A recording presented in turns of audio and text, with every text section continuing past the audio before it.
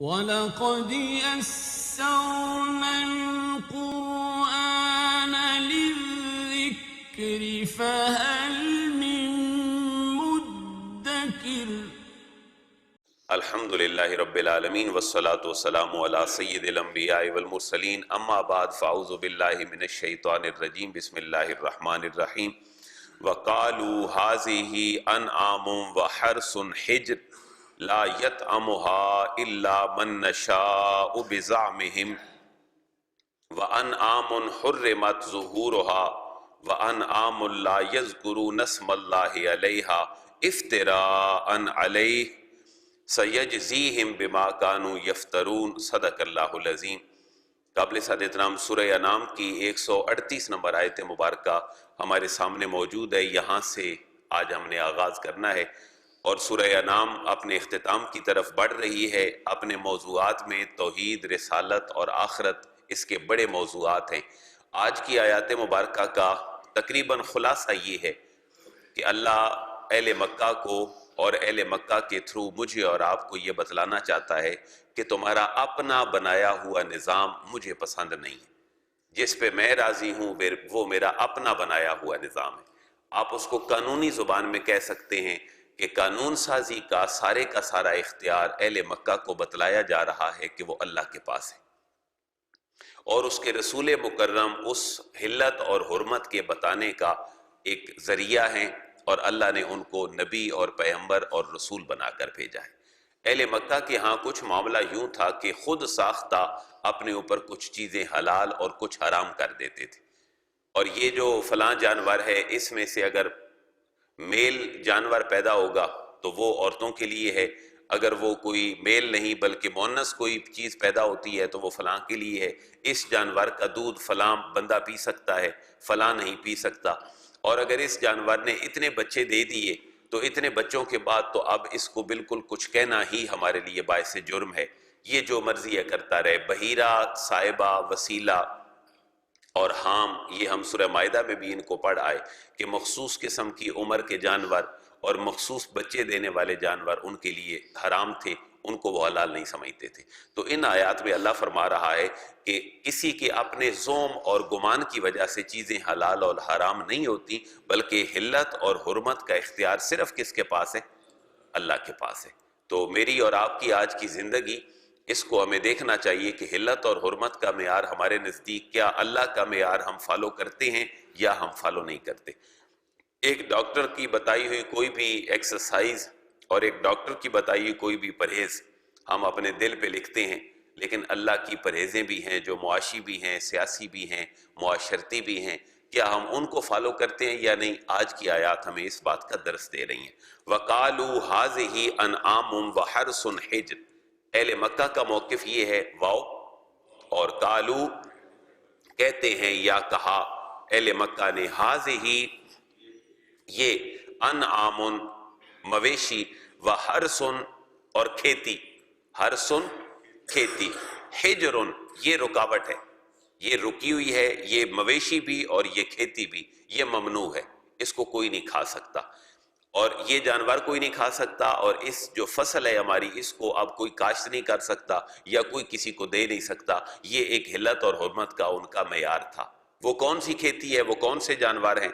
تو اللہ اس کی مزید تشریح فرما رہا ہے، لا یطعمها الا من نشاء بزعمهم، لا یطعمها ان کو کوئی نہیں کھائے گا، الا من نشاء الا مگر من جس کو نشاء ہم چاہیں گے، ہم جس کو چاہیں گے جیسے چاہیں گے اس کو کھائیں گے، ورنہ نہ کوئی کھیتی کو ہاتھ لگا سکتا ہے، نہ کوئی جانوروں کو حلال اور حرام جان سکتا ہے۔ وَأَنْعَامٌ حُرِّمَتْ ظُهُورُهَا، بزو میں خود اہل مکہ کا موقف یہ تھا، کچھ جانور ایسے ہیں کہ جن کے اوپر سواری ہمارے نزدیک حرام ہے۔ وَأَنْعَامٌ واو کا معنی اور، انعام بعض مویشی، حرمت حرام کر دی گئی، ظہورها ان کی پشتیں، ظاہر پشت کو کہتے ہیں، اس کی جمع ہے ظہورها، کچھ جانوروں کی پشتیں سواری کے لیے حرام ہیں، اور یہ وہ جانور نہیں ہے جن کو اللہ حرام فرما رہا ہے، بلکہ یہ ان کا اپنا معیار ہے کہ اس جانور کے اوپر ہم نے سواری نہیں کرنی۔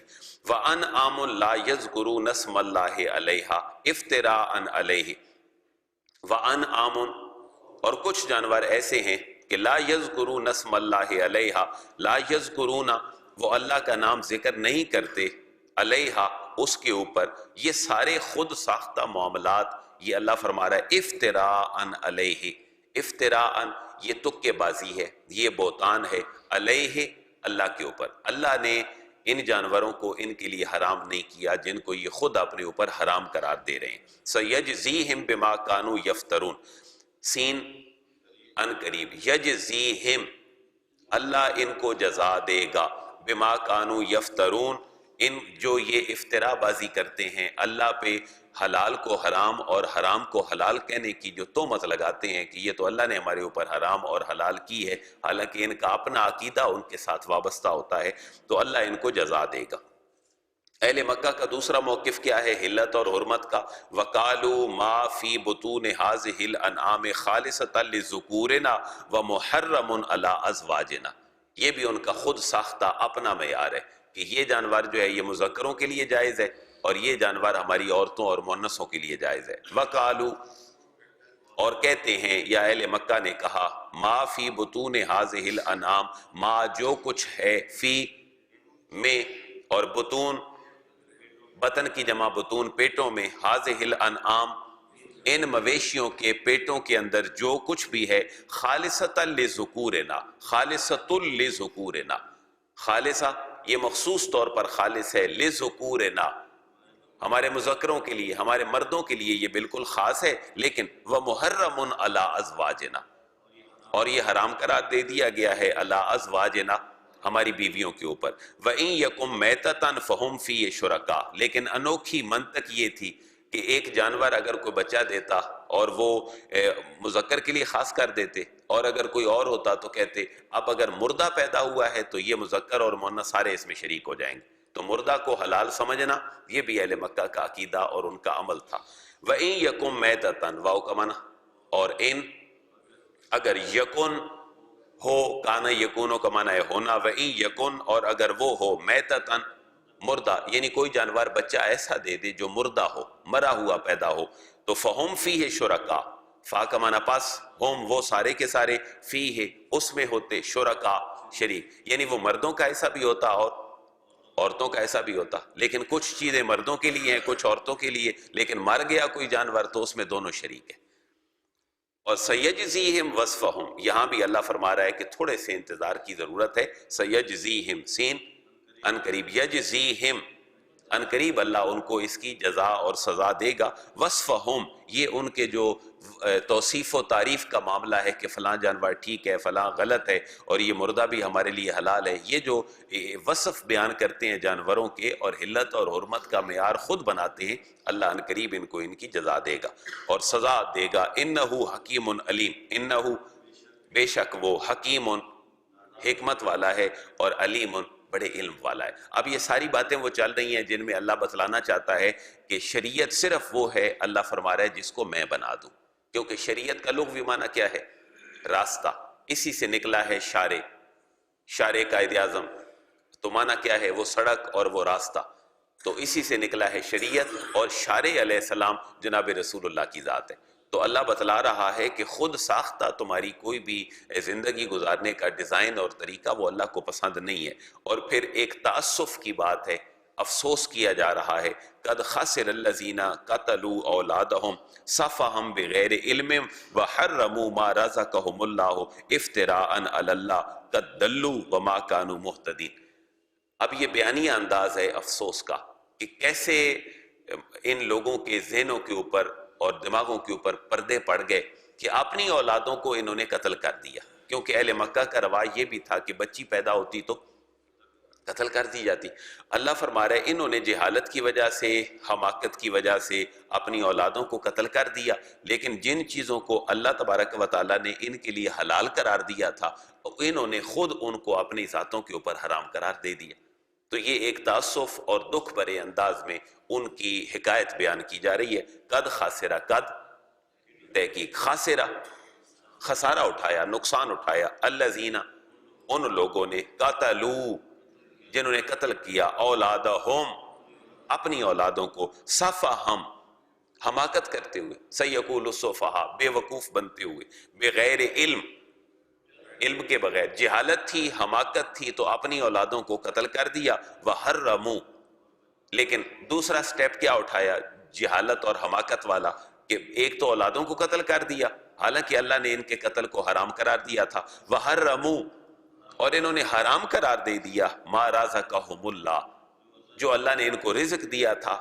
یہ حلت اور حرمت کو الٹ کر دینا انہوں نے کیا کیا؟ افتراء علی اللہ، افتراء، یہ بہتان بازی کی انہوں نے اللہ پہ، کیونکہ اللہ کے حلال کو کیا کیا؟ حرام، اور اللہ کے حرام کیے ہوئے کو حلال قرار دے دیا. افتراء علی اللہ، یہ اللہ تعالیٰ کے اوپر ایک بہت بڑا ان کا بہتان تھا. اور قد دلو، قد تحقیق دلو، یہ گمراہ ہو گئے. وما کانوا مہتدین، اور یہ ہدایت پانے والے نہیں رہے. ان سے اللہ نے ہدایت کی توفیق چھین لی. اس سے پتہ یہ چلا کہ کسی کے اختیارات کے اندر مخل ہونا یہ خالق کائنات کو برداشت نہیں ہے، کیونکہ اللہ پھر اس بندے سے صلاحیتیں اس کی خیر اور شر کی فیصلے کی چھین لیتا ہے. ذرا اس آیت میں 2-3 چیزوں پہ غور فرمائیں. انہوں نے اولادوں کو قتل کیا اور حلال کو حرام جانا اور حرام کو حلال. اس کی وجہ کیا ہے؟ اس کی وجہ قرآن نے 2 بیان کی ہیں کہ صفحہم بغیر علم، صفحن حماقت کرتے ہوئے، اور بغیر علم بغیر علم کے جہالت کے. تو یہاں سے یہ پتہ چلتا ہے کہ انسان اگر کوئی غلطی پہ جاتا ہے تو وہ علم نہیں ہوتا، جہالت ہوتی ہے تو وہ غلطی کر بیٹھتا ہے. تو اللہ تعالیٰ نے اور اس کے حبیب نے میرے اور آپ کو ان چیزوں سے بچانے کے لیے پہلی وحی کیا بھیجی؟ اقرأ بسم ربک الذی خلق. محبوب علم کی بات کریں اور ان کو خیر اور شر کی تمیز اور ان کی صلاحیت ان کے اندر خود پیدا کر دیں. تو اسلام اسی لیے کہتا ہے کہ علم حاصل کرنا ہر مسلمان پہ فرض ہے، مرد پہ بھی فرض ہے اور عورت پہ بھی فرض ہے. اب عورت مرد کی خدمت کیسے کرے گی، اپنی اولاد کی تربیت کیسے کرے گی، ان چیزوں کا سیکھنا عورت کے اوپر فرض ہے. لیکن شومی قسمت یہ ہمارے معاشرے میں نہیں ہے. ہماری جس بچی نے اپنے خاندان کو سنوارنا ہے اور جن بچوں کی تربیت کرنی ہے، وہ ایم کام کر کے تو بیٹھی ہے، وہ ایم بی اے کر کے بھی بیٹھی ہے، وہ میڈیکل انجینئرنگ بھی کر کے بیٹھی ہے، لیکن جو اس کا کام ہے اس کو کون سکھائے گا؟ آپ اتفاق کرتے ہیں اس بات سے کہ یہ جو ایجوکیشن ہماری ہے، ہم نے اپنی بچی سے جاب کروانی ہے، کوئی بات نہیں، وہ جاب کرے. میڈیکل اس نے کیا ہے تو وہ میڈیکل لوگوں کی خدمت کرے، انجینئرنگ کی ہے تو لوگوں کی خدمت کرے، لیکن اس کی جو ذمہ داری ہے اس کو میں وہ بھی تو سکھاؤں. اگر اس سے میں نے ڈرائیونگ کروانی ہے، اپنے پورے خاندان کی بچوں کی کفالت کروانی ہے، تو میں اس کو وہ ڈرائیونگ بھی تو سکھاؤں. میں باقی سارے کام سکھا دوں، لیکن جس گاڑی کی وہ ڈرائیور ہے اس کو اس کی ڈرائیونگ آتی نہیں ہے، تو وہ کیسے بچے معاشرے کے تیار کرے گی؟ یہ ایک بہت بڑا المیہ ہے کہ ہماری بچیاں پڑھیں، وہ اپنا مستقبل اپنے بچوں اور اپنے گھر کا سنواریں، لیکن اس کے ساتھ ساتھ جو چیز بڑی زیرو پہ چلی گئی وہ ہے گھر گھرستی. گھر کیوں اجڑتے ہیں؟ بحیثیت اس شعبے کے ایک فرد ہونے کے ناطے اور 20 سال سے اس ممبر پہ بیٹھنے کے ناطے بہت سارے لوگ مشورہ کرتے ہیں، گھر اجڑ جاتے ہیں بچیوں کے. تو کامن سی ایک وجہ یہ سامنے آتی ہے کہ جس بچی نے جو گھر چلانا ہے اس کو تو میری ماں نے تربیت ہی نہیں دی. تو عورت اپنی بیٹی کو اگر تربیت وہ نہیں دے گی جو آج سے پہلے یونیورسٹیوں اور کالجز کے بغیر عورت کو تربیت مل جاتی تھی، غیر محسوسانہ گھروں کے اندر اٹھنا بیٹھنا، لوگوں کے ساتھ تعلق، ان کو ویلکم کرنا، بولنا، ایک پردہ، ایک محبت کی بات، وہ تو ختم ہو گئی. جس بچی کو ہم نے میراث دینی تھی اس کو ہم نے گھر سے باہر نکال کر اس سے وہ چیزیں چھین لی، اور اس کے بعد اس سے توقع یہ رکھی کہ اب یہ گھر کو ڈرائیو کرے گی. تو یہ ایک ایسا خیال ہے جو کبھی بھی پورا ہونے والا نہیں. لہٰذا اللہ کے نبی جو میرے اور آپ کے پاس آئے اور اللہ نے احسان کیا، وہ صرف اس لیے آئے کہ انہوں نے جہالت کو ختم کرنا تھا اور علم کی بات لوگوں تک پہنچانی تھی. آج آپ دیکھیں سڑک پہ چلنے والا بندہ وہ نہیں سمجھتا کہ میرے حقوق و فرائض کیا ہیں، گھر میں بیٹھنے والا بندہ نہیں سمجھتا میرے حقوق و فرائض کیا ہے، میرا دوسرے کے ساتھ لب و لہجہ کیسا ہو اس کو ہم نہیں سمجھتے. وجہ کیا ہے؟ بغیر علم. اور یہ علم کی ابھی شاید جہالت کی ابتدا ہے، ورنہ جہالت جب اونچے مقام پہ پہنچ جائے تو پھر اولادوں کو جو قتل کرتے تھے ان کا بھی تو یہاں پہ کوئی دماغ تھا، لیکن سوچنے کی صلاحیت ان کے اندر نہیں تھی. امام قرطبی نے ایک بہت بڑا واقعہ لکھا ہے کہ اہل عرب جو ہے وہ بچیوں کو زندہ دفن کرنا اپنے لیے باعث فخر سمجھتے تھے، اور ایک بچی جس کا نام مفسرین نے لکھا ہے، وہ حدیث مبارکہ نہیں ہے، کہ اس کی ماں کو بڑی محبت تھی، اللہ نے اس کو بیٹی دے دی، اس نے اپنے شوہر کی منت سماجت کی کہ اس بیٹی کو کچھ نہ کہو تاکہ یہ بڑی ہو جائے اور ہمارے گھر میں رہے تاکہ میری خاندان اور میرا نسل بھی آگے چلتی رہے۔ امام قرطبی یہ لکھتے ہیں کہ وہ شخص جنہوں نے اپنی بیٹی کو قتل کر دیا اپنی بیوی کے سفارش کے باوجود، وہ حضور کی بارگاہ میں بیٹھا کرتے تو بڑے مغموم رہتے۔ آپ نے ان سے پوچھا تمہارے پریشان رہنے کی وجہ کیا ہے؟ وہ عرض کرتے ہیں حضور میں نے زمانہ جاہلیت میں اتنا بڑا کام کیا ہے کہ میں جب اس کو سوچتا ہوں تو میرے رونگٹے کھڑے ہو جاتے ہیں۔ حضور نے پوچھا وہ کیا ہے تم بتاؤ۔ اس نے عرض کیا حضور کہ ہم بیٹیوں کو زندہ دفن کرتے تھے، میرے ہاں بھی ایک بیٹی پیدا ہوئی، میری بیوی نے سفارش کی کہ اس کو چھوڑ دوں، میں نے بھی چھوڑ دیا، لیکن جب بڑی ہو گئی تو اس کے رشتے آنے کی باتیں ہونے لگی تو میں نے یہ سوچا کہ میری ناک تو کٹ جائے گی، آخر مجھ سے رہا نہ گیا اور میں اس کو گھر سے اس بہانے اپنی بیوی کو کہہ کر لے آیا کہ میں اس کو اپنے رشتہ داروں سے ملوانے جا رہا ہوں۔ امام قرطبی نے جو بات لکھی ہے میں وہی، اس میں مزید کوئی بات آگے پیچھے نہیں کروں گا۔ کہتے ہیں میری بیوی نے اس کو اچھے کپڑے پہنائے، کو زیور پہنایا، میں اس کو لے گیا، حتیٰ کہ میں کنویں پر پہنچا، میں نے کنویں میں جھانک کر دیکھا تو وہ لڑکی سمجھ گئی کہ میں اس کو کنویں میں ڈالنا چاہتا ہوں۔ وہ مجھے چمٹ گئی اور رونے لگی اور کہنے لگی اے میرے باپ تمہارا کیا ارادہ ہے، تم میرے ساتھ کیا کرنا چاہتے ہو؟ مجھے اس پر رحم آیا، پھر میں نے کنویں کی طرف دیکھا اور مجھ پر پھر آر غالب آ گئی کہ میں تو معاشرے میں بدنام ہو جاؤں گا۔ وہ لڑکی پھر مجھ سے چمٹ گئی اور کہنے لگی اے میرے باپ میری ماں کی امانت کو ضائع نہ کر۔ میں نے پھر دوسری مرتبہ کنویں کی طرف دیکھا اور پھر اس کی طرف دیکھا، مجھے اس پر رحم آیا لیکن مجھ پر پھر شیطان غالب آ گیا، میں نے اس کو پکڑا، اس کو اوندے منہ کنویں میں ڈال دیا اور وہ کنویں میں چلا رہی تھی اور کہہ رہی تھی کہ اے میرے باپ تو نے مجھے مار ڈالا۔ میں اس کنویں پر ٹھہرا رہا حتیٰ کہ اس کی آواز آنا بند ہو گئی اور پھر میں واپس آ گیا۔ رسول اللہ اور آپ کے اصحاب اس واقعے کو سن کر رونے لگے اور آپ نے فرمایا کہ اگر میں کسی شخص کو زمانہ جاہلیت کے کسی جرم کی وجہ سے سزا دیتا تو تمہیں میں سب سے پہلے سزا دیتا۔ تو نے جو کلمہ پڑھا ہے اللہ نے اس کلمہ پڑھنے کی وجہ سے تیرے ان گناہوں کو معاف فرما دیا۔ تو یہ وہ جو ان کے معاشرے کا معاملہ تھا، اس کو قرآن کہہ رہا ہے کہ بغیر علم۔ یہ کس وجہ سے تھا؟ یہ جہالت کی وجہ سے تھا۔ اور میرے بھائیو آج ہمارے خاندان اجڑ گئے، وجہ صرف جہالت ہے۔ یہ ٹیکنیکل ایجوکیشن ہے جو میں اور آپ لے کے بیٹھے ہیں، خدا کے لیے اس کو تھوڑا سا تبدیل کریں۔ ہماری بچیاں ساری ایجوکیشن لیں لیکن کوئی نوجوان بچیوں کے لیے جو کل کی مائیں ہیں، جو کل کی خاتون جنت کے اس واقعے پہ چلنے والی ہیں، جنہوں نے کل صلاح الدین ایوبی اور حسن و حسین تیار کرنے ہیں، ان کے لیے ہم کچھ دین کا بندوبست کر جائیں، ورنہ میری اور آپ کی بخشش اللہ کے حضور میں ہونے والی نہیں ہے۔ کیونکہ حضور فرما رہے ہیں اگر میں زمانہ جاہلیت کے معاملے میں سزا دیتا تو پھر تمہیں دیتا، لیکن ہمیں تو اللہ نے شعور کی زندگیاں دی۔ لا الہ الا اللہ محمد رسول اللہ پڑھتے ہوئے ہم نے اپنی آنکھیں کھولی ہیں، بہت لمحہ فکریہ ہے اور اس کے اوپر آپ اور میں نے غور و فکر کرنا ہے۔ ہمارے پاس کوئی فرشتے نہیں آنے جنہوں نے ہمیں اس بات کو سمجھانا ہے۔ تو آج کی یہ ساری گفتگو کا خلاصہ کیا نکلا کہ الہامی شریعت اور ڈیوائنلی جو احکامات ہیں، جو اللہ کے دیے ہوئے احکامات ہیں، ان کو اللہ پسند کرتا ہے، اور جو میرے اور آپ کے اپنے بنائے ہوئے ہیں ان کو اللہ تعالیٰ پسند نہیں کرتا۔ ذرا غور کریں نا ہم اپنے شادی حالوں کی طرف، ہم اپنے غور کریں مرنے اور جینے کی رسموں کی طرف۔ ایک غریب آدمی مر جاتا ہے اور میری اور آپ کی رسمیں ختم نہیں ہوتی۔ وہ مر تو گیا لیکن اس بیچارے کے اہل و عیال کو ہم نے کتنی مشکل میں ڈال دیا کہ دفنانے کے بعد سب سے بڑا چیلنج کیا ہوتا ہے کہ آپ کیا کرنا ہے؟ کھانا کھلانا ہے۔ یہ جو سینکڑوں بندے آ گئے ان کو کھانا کون کھلائے گا؟ اس کو 20,000 کی قبر پڑی اور اس کو 70,000 کا ہم نے کھانا ڈال دیا، اور ایک دن نہیں، پھر ایک دن گزر گیا، پروفیشنلی ہمارا تیسرا دن بھی آ گیا، پھر 10واں بھی آ گیا، پھر ہر جمعرات بھی چلتی رہی، پھر ہر 40واں بھی چلتا رہا۔ یہ اصال ثواب برا نہیں ہے، اصال ثواب برا نہیں ہے، لیکن ہماری رسمیں کبھی رسمیں ہیں جنہوں نے ہمارے معاشرے کو تباہ کر دی ہے۔ یہ تو مرنے کی ہماری معاملات ہیں، لیکن جینے کے معاملات اس سے بھی مزید مشکل ہے۔ آپ کہیں ویکینڈ پہ باہر نکل جائیں، شادیوں سے حال بھرے پڑے ہوں گے۔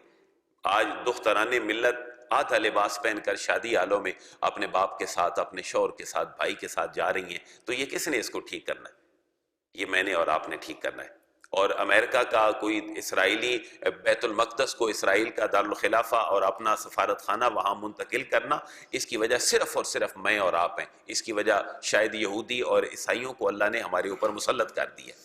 اور ایسے ہی ہوتا ہے کہ جیسے کسی بہت بڑے زہریلے جانور کو کسی چھوٹے جانور کے اوپر مسلط کر دیا جائے اور پھر تماشا دیکھا جائے کہ یہ دونوں آپس میں کیا کرتے ہیں، کیونکہ وہ اللہ کے نافرمان تھے تو ہم بھی تو اللہ کے نافرمان ہیں۔ ہماری شریعت معیشت، گھر کی زندگی، باہر کی زندگی ہماری شریعت کے مطابق نہیں ہے، ہمیں اس کے اوپر سوچنا ہے۔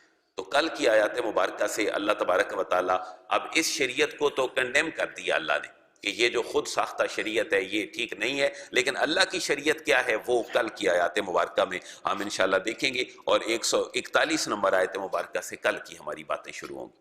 اللہ تبارک و تعالیٰ ہم سب کے لیے آسانیاں پیدا فرمائے اور ہمیں شریعت کے اصولوں کو فالو کرنے کی توفیق نصیب فرمائے، علم کو رواج دینے اور جہالت کو ختم کرنے کی توفیق نصیب فرمائے۔